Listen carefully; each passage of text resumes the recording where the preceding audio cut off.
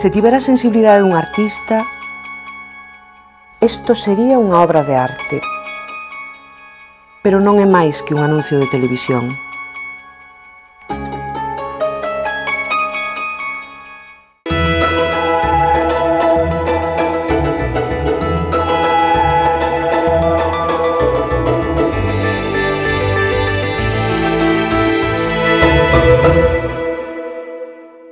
Bienvenidos a Espacio de Arte. Entramos hoy en la compostelana Galería SCQ para analizar el último trabajo de la producción de un artista pontevedrés de prestigio, Manuel Moldes.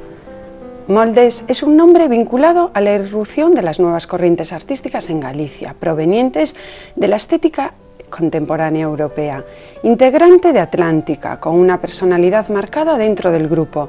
Consiguió crear una estética propia, basada en una figuración inicial de profundas raíces autóctonas, conjugando la tradición gallega con la modernidad.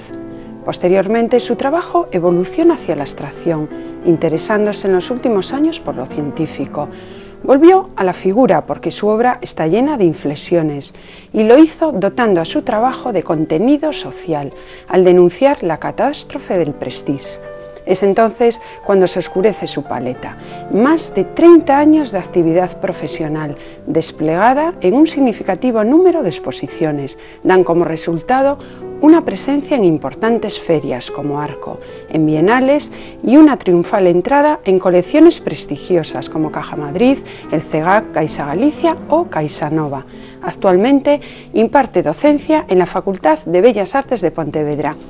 Bienvenido, Manuel Moldes, a Espacio de Arte. Hola.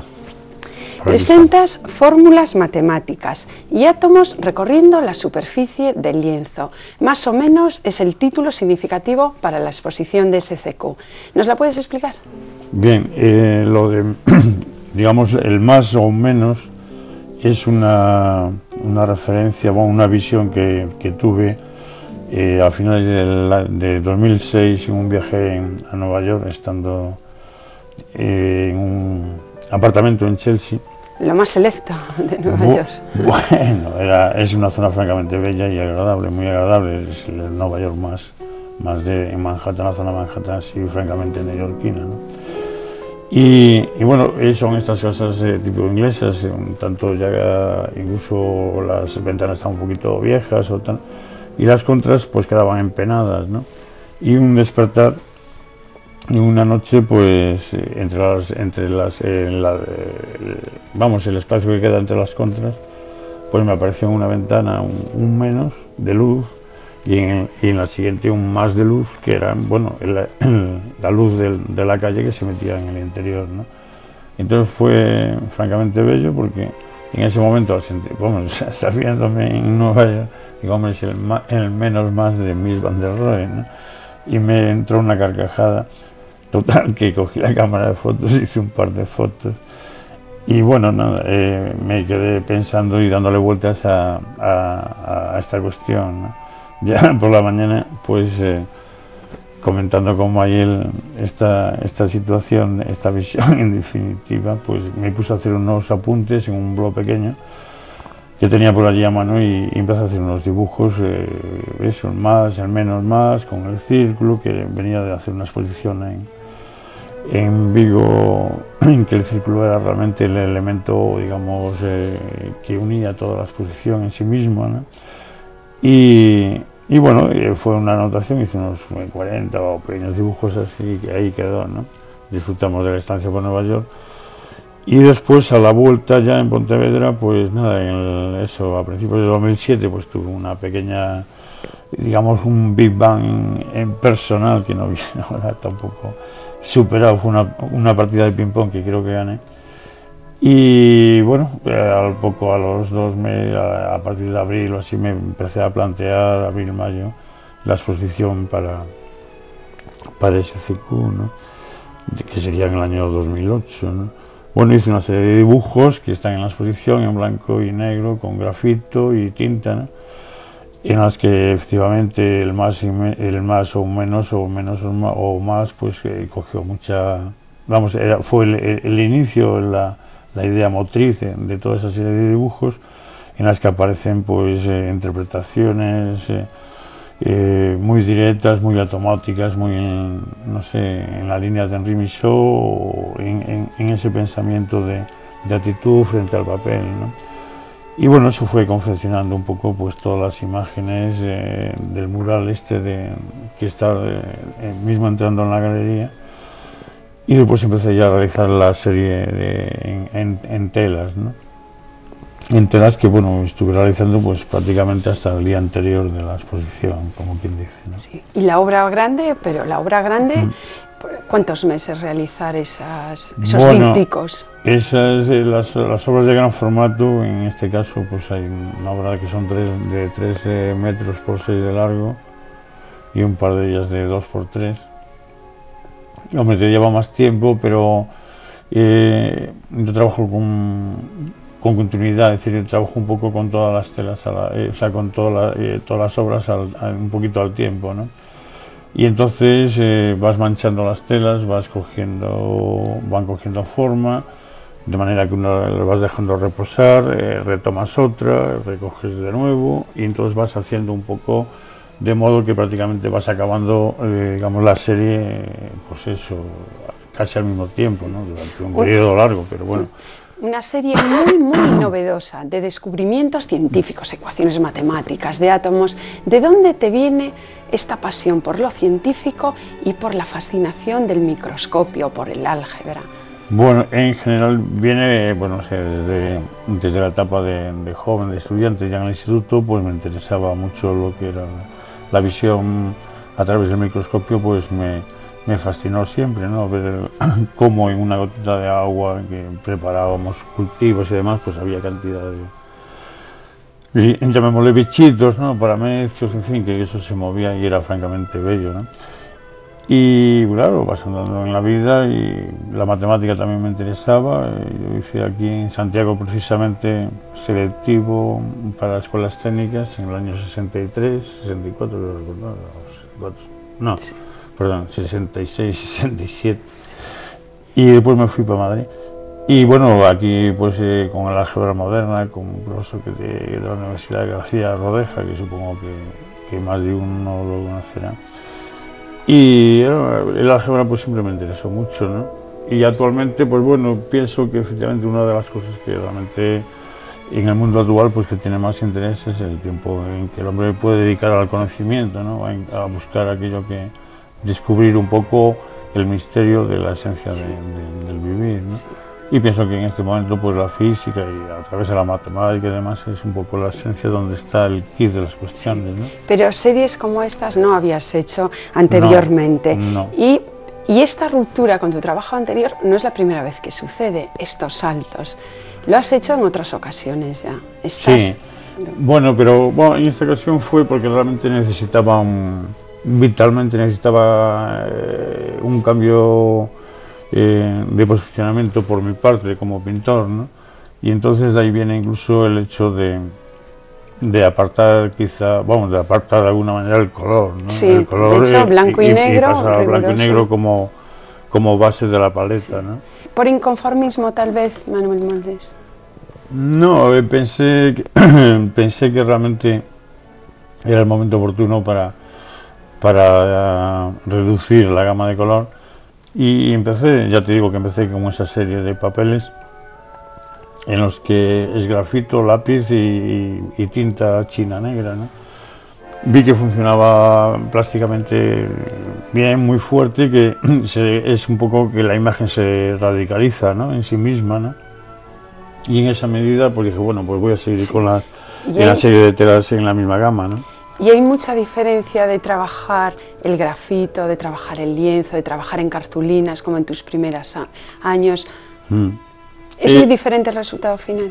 Hombre, no cabe duda que a medida que pasa el tiempo, lógicamente los resultados finales son distintos, ¿no? El trabajar en papel o en lienzo siempre hay también una cierta diferencia hay como más, quizá a mí me pasa, ¿no? Yo creo que tengo comentado con más autores o con más pintores que muchas veces en el papel te encuentras como más inmediato, más suelto, no sé, quizá porque las técnicas de tinta con pinceles japoneses es como más ágil, más rápida, ¿no? Pero bueno, ambas cosas hay que llevarlas con su ritmo adecuado, y en ese sentido pues yo muchas veces empiezo a trabajar hago las bases con acrílico, luego me meto con el óleo. En esta serie, por ejemplo, hay matices mucho con carbón vegetal, ¿no? Que queda muy insinuado, que queda ese tono negruzco, así como una atmósfera muy que da el carbón precisamente, ¿no?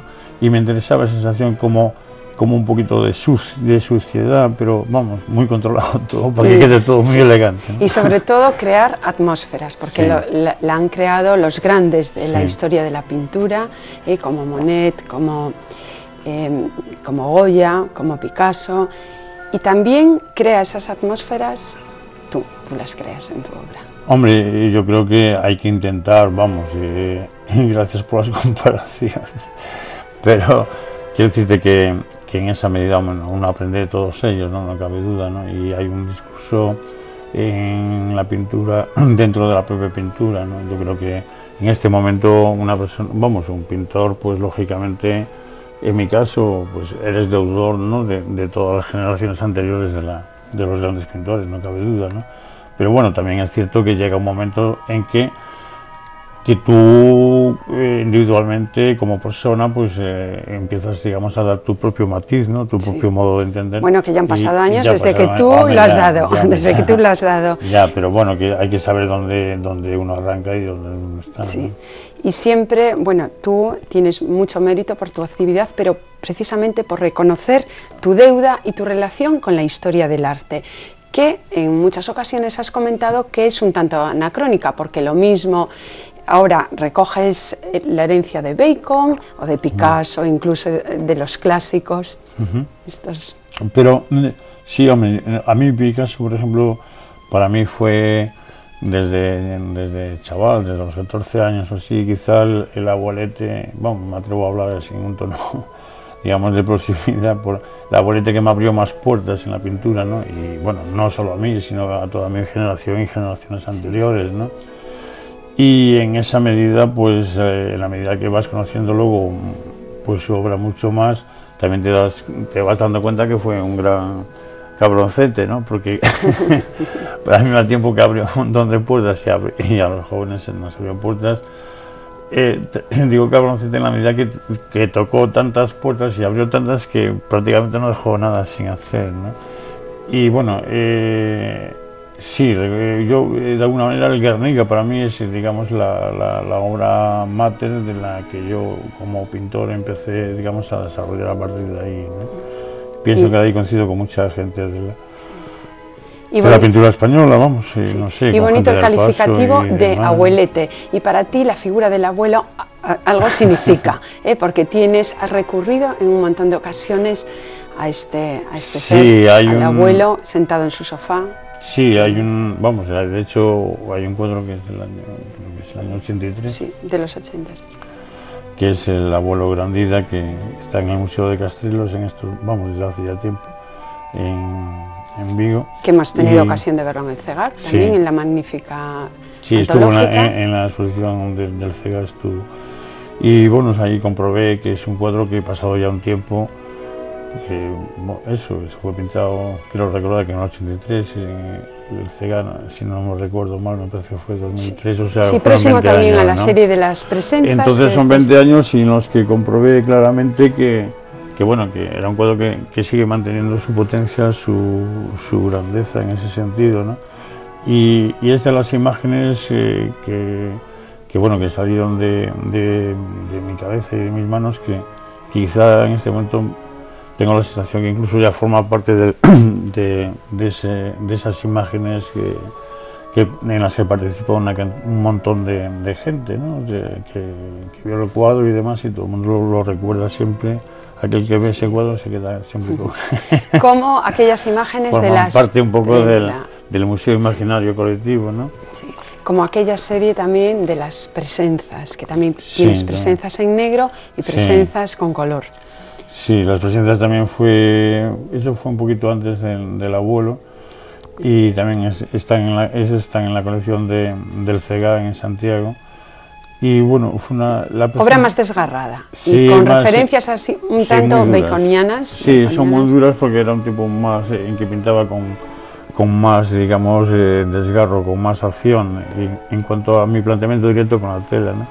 En los que realmente era una batalla bastante dura. O sea, pintaba con mucha fuerza y con mucha acción, ¿no? Como el dripping. Sí, un poquito en el sentido ese de los extractos americanos, ¿no? Sobre todo de Pollock. Pero bueno, y el de Kooning también es otro hombre que también me interesaba mucho en ese momento y me sigue interesando, lógicamente. Esa obra, sí, también es otra obra que marca un punto de inflexión, porque a partir de ella fue luego cuando se fue desarrollando una figuración más naturalista a partir de la voz y eso, ¿no? Naturalista, simbólica, enraizada en nuestra cultura y en nuestras costumbres, y también es del imaginario colectivo, y también está enraizada en la esencia popular aquel dicho de Pontevedra duerme, Santiago reza y Coruña se divierte, magníficamente representado. Sí, la verdad que fue cuando un momento así a partir del 83, sí, también en esa época fue cuando, no sé, el típico refrán que es que Pontevedra duerme y tal, que en principio es un tanto despectivo quizá hacia mi ciudad natal, pero bueno, yo siempre me lo tomé al revés, es decir, que me encanta esa, debe ser que es un bastante dormilón. Y bueno, entonces me parece que en el sueño se genera pues una actividad creativa muy fuerte, y si lo sabes llevar, pues efectivamente no solo es tiempo de reposo y necesario para el cuerpo, sino que también es tiempo creativo, no lo digo en serio, ¿eh? Y bueno, en ese caso pues bueno, dije, pues voy a hacer el refrán en que cada lugar, cada ciudad, Vigo trabaja, Pontevedra duerme, La Coruña se divierte y Santiago reza. Bueno, pues empecé como Pontevedra duerme, en el que aparece una figuración tumbada, como echándose una siesta, a pie del Carballo de Santa Margarita. El Carballo de Santa Margarita, sabes que es el Carballo en donde se fundó, pues, base del galleguismo de este país, no sé, de la sociedad. Bueno, era el tiempo de Castelao, cuando estaba en Pontevedra, y hacían excursiones. Es una parroquia, vamos, cerquita ya ahora ya más céntrica, ¿no? Y es un viejo carballo enorme, ¿no? Que tuvo muchos, incluso algún atentado, lo quisieron quemar. Bueno, allí es un lugar emblemático, ¿no? Y bueno, eso pues desde crío, paseando por allí cerca, pues esas cosas las sacas y sin darte cuenta las vas sacando luego al exterior, ¿no? Esa etapa jugaba así, con recuerdos de la época infantil, hay encuadres muy divertidos. Y emblemas de todo nuestro paisaje, sí. O sea, el Carballo, las camelias, sí, claro. Los guerreros, que también son muy simbólicos para ti. Luego también hay un cuadro que en esa etapa que me parece también muy claro y muy emblemático, es las mozas de Pontevedra. Caramba, sí. Que es un cuadro, pues se nace, pues como hablábamos antes del sueño, de una obsesión que durante un tiempo tenía con Picasso, con las señoritas de Aviñón. Sí. Y que pudimos ver también aquí en el doble espacio, nada más y nada menos que en el doble espacio del CEGAC. Con todos los bocetos que hice anteriormente, para preparar la obra y demás. Y muy simbólico incluso en las ropas, con los estados de ánimo. Sí, ahí, pues bueno, no sé, yo la verdad es que tenía así con las cintas de Aviñón, me parece uno de los cuadros emblemáticos, ¿no? De la pintura contemporánea. Y bueno, no sé, pues se me aparecía el cuadro, unas cosas así, que hubo un día ya que desperté y dije, bueno, esto me lo tengo que sacar de la cabeza. Entonces hice un primer apunte con unos rotuladores, lo primero que pillé por allí por casa, y bueno, que está ahí. Y a raíz de ahí pues me decidí luego a sacarme esa obsesión, y entonces, pues partiendo de la idea de las cintas de Aviñón, lo que hice fue trasladar y cambiar completamente el escenario, ¿no? Y generar pues una nueva imagen en que hay una transcripción o un análisis del hecho femenino, en fin. Podríamos hablar mucho y largo y tendido de ese cuadro. Y nos quedamos encantados todos porque ahí tuvimos ocasión de ver por primera vez reunidos la labor, o sea, el dibujo previo, los ensayos previos y Y luego al el final, gran formato. sí. Sí. Y quedó francamente, vamos, en el espacio doble, en la exposición del CEGAC, yo creo que quedó francamente, vamos, quedó muy en su sitio, y para los amantes realmente de la pintura y demás, pues se pudo ver claramente toda la evolución y cómo es la génesis de una imagen de un cuadro, ¿no? Sí. ¿Y cuántos cambios en todas las etapas por las que ha pasado tu pintura? Hubo otros momentos en los que incorporaste materiales del natural, ajenos lo que es al lienzo, a la tela, como maderas, hierros o elementos vegetales, ¿no? Como un auténtico respeto a la naturaleza. Sí, bueno, fue a partir del año 87, quizá, no quiero recordar. 87, 88, en que empecé a incorporar así piedras, el 87 más bien, a partir de... Sí, y bueno, pues no sé, son de esas cosas que se te ocurren, que te encuentras a gusto y no sé, iba a poder ir a alguna carballera, recoger ramas y las llevaba para casa, las trataba con barniz, las secaba bien y todos pues acababan luego en el cuadro, ¿no? Y bueno, y pues, curiosamente después de esto viene una depuración formal. Claro, lógicamente después, una vez que ya la cosa cogió pues momentos de exceso, entre comillas, pues el cuerpo te va pidiendo que vayas a hacer una síntesis y vas limpiando, ¿no? Y ahí es ya cuando quizá ese primer cuadro, después de ese acumule de material, es quizá el cuadro que preparé para la exposición de la Expo de Sevilla en el 92, quiero recordar, que era para el pabellón de Galicia en la Expo, ¿no? Y ahí ya empezamos a limpiar un poco, aún teniendo materia, alguna tabla, algún ferruche, como decía yo, vamos, alguna parte metálica de chapa de hierro, y eso lo preparaba, vamos, lo hice yo, todo lo hacía pues cortando, con soplete, soldando y demás. Y bueno, era muy entretenido. Pero hasta que llega un momento que también ya te puedes cansar, entonces bueno, pues no, la pintura sin más. Hipnotizante y un tanto onírica fue la serie posterior Vieiros, y ahí sí que apreciamos una ruptura bastante fuerte con el trabajo previo. Sí, bueno, antes no fue, sí, tienes no exactamente, pero hay una serie anterior que es... Bueno, no vamos a repasar todas, estoy repasando... Que eran imágenes, las imágenes se fueron diluyendo un poco más, y entonces eran un poco como fantasmagóricas, ¿no? Y entonces eso dio pie luego a la serie de Vieiros, en los que realmente ya la figura desaparece totalmente, ya caes ahí en la abstracción, sí.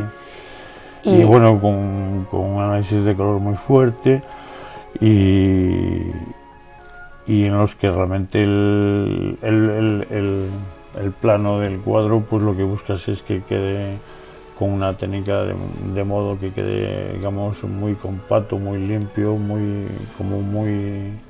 con unas preparaciones de lienzo intensas, ¿no? Y entonces pues queda un poco los cuadros en plan pátina, ¿no? Muy limpios, buscándose otro tipo de acabado, ¿no? Igual que pasa actualmente. Sí. Pintura, pintura y pintura, pero no eres ajeno a los conocimientos del ordenador y lo demuestras en los links. Bueno, cuando empieza, digamos, la fluir a partir de los 80 y largos, ¿no? Los 90, más bien, a los 90 y pico, ¿no?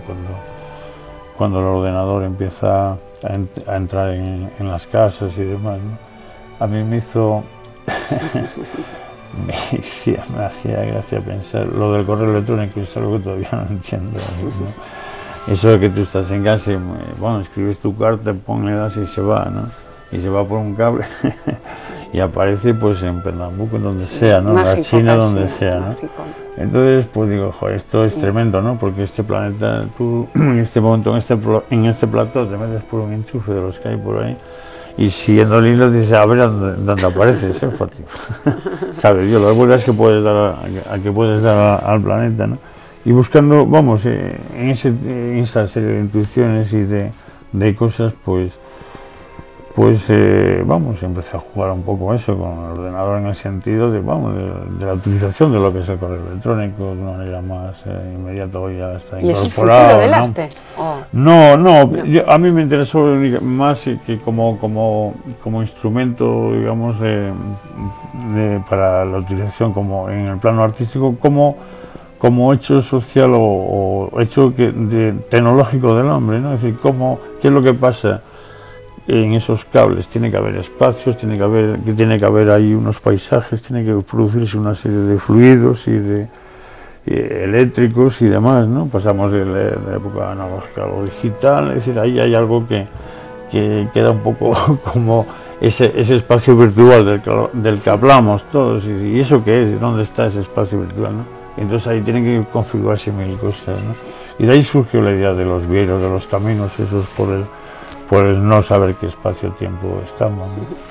Porque espacio digital y virtual. Y después, curiosamente, vuelves a la figuración y lo haces nada más y nada menos que en 2003 con A Matanza do Gran Porco. Bueno, parece hasta contradictorio, Moldes. Bueno, lógicamente, eso es contradictorio a todas luces, de alguna manera, pero ese momento fue,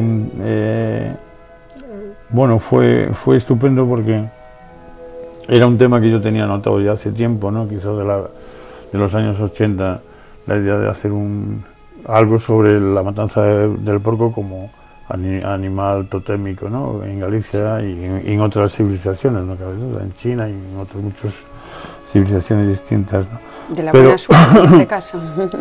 Pero bueno, aquí en particular pues es un animal, digamos, que va unido a la economía de resistencia, de subsistencia, como lo queramos decir, ¿no? Y en cuanto a la matanza, que ya no se permite. Y ahora ya prácticamente, exactamente. Y entonces fue cuando surgió lo de el asunto este tan negro del Prestige, del Chapapot y tal. Dijo, bueno, yo creo que a todos, vamos, no a mí solo, a todos los, vamos así, pintado y tal, a todo el mundo le tocó, ¿no? Y yo creo que todo el mundo tratamos de hacer algo en ese sentido, ¿no? De una manera u otra, ¿no? Pero yo no quería hacer nada concretamente que hiciese una relación directa con el hecho en sí de lo que fue realmente el naufragio del petrolero, ¿no? Y entonces pensé, digo, hombre, esto es el negro que se nos vino encima claramente, ¿no? Y lo primero que hice fue, bueno, preparar así las telas, ese formato grande de 3x6 y manchar todo de negro y tal, y empezar a pensar un poquito. Digo, hombre, pues quizás llegó el momento de utilizar la simbología del porco y demás como animal, vuelvo a repetir, totémico de un lugar, como representación incluso de un colectivo, entre comillas, no se entienda mal. y en ese sentido, pues también al tiempo del Prestige, creo recordar que también fue la invasión al poco tiempo de Irak, o fue al tiempo, ¿no? Más o menos, ¿no? Entonces, no sé, mezclando un poquito todo ese tipo de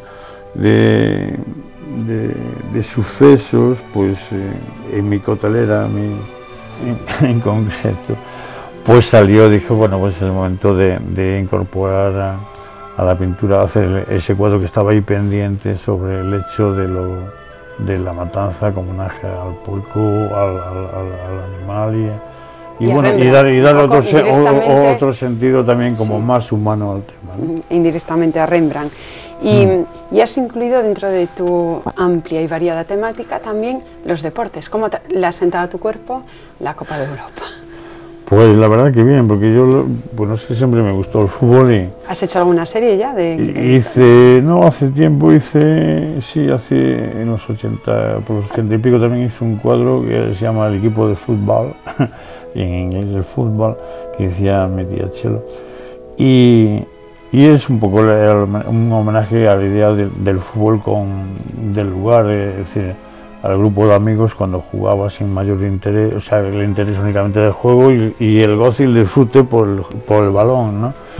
Y bueno, yo soy de los que opina que el fútbol es un deporte, un juego muy bello, pero bueno, que con el tiempo la cosa se volvió completamente disparatada, no cabe duda. Pero bueno, sí, todavía hay equipos como el Bilbao, sobre todo el Athletic y tal, del que siempre fui muy, vamos, siempre tuve mucho cariño desde crío, ¿no?